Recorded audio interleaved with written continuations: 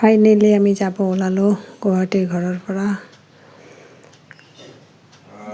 গোৱালপাৰা। গুৱাহাটীৰ ঘৰ মানে কোৱাৰ্টাৰৰ পৰা গোৱালপাৰাত আমি কাৰ ঘৰত যাম ভাবো কৈ আছোঁ আপোনালোকক।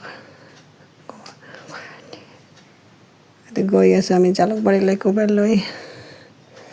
গোৱালপাৰাত আমি কাৰ ঘৰত যাম, গোৱালপাৰাত আমি ননন্দজনীৰ ঘৰত যাম দুদিনৰ কাৰণে। যাই কিনে অলপ ঘূৰিম ফুৰিম। তাতে শ্ৰী সূৰ্য মন্দিৰ আছে, তাতে আমি যাম, আপোনালোককো দেখাম বাৰু।